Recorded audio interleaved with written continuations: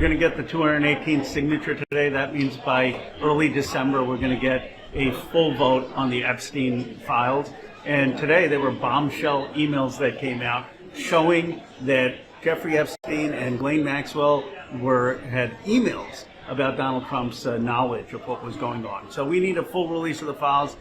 Finally, that's going to happen. I mean, it's not surprising. I mean, this is a world that he was very much part of. It's not clear to what extent he was part of that world, but they interacted with each other. They seemed to be friends.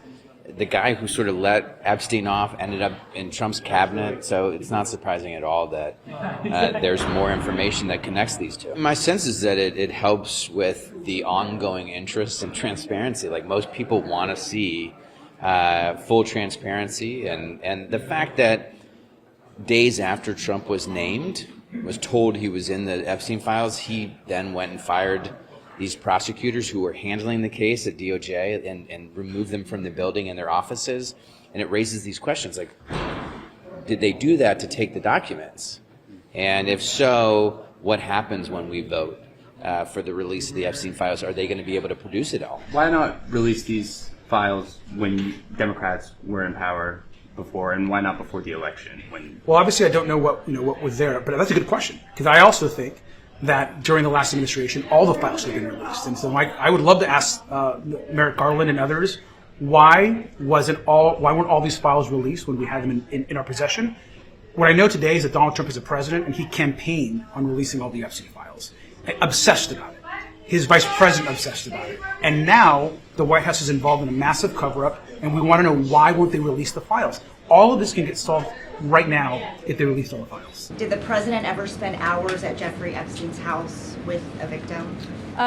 These emails prove absolutely nothing other than the fact that President Trump did nothing wrong. And what President Trump has always said is that he was from Palm Beach, and so was Jeffrey Epstein. Jeffrey Epstein was a member at Mar-a-Lago until President Trump kicked him out because Jeffrey Epstein was a pedophile and he was a creep. And this email you refer to with the name of a victim that was unredacted now and has since been reported on in this room, so I will go ahead and say it, Virginia Giuffre. And it was CBS's own reporting, Ouija, that recently wrote that Miss Giuffre maintained, and God rest her soul, that she maintained that there was nothing inappropriate she ever witnessed, that President Trump was always extremely professional and friendly to her.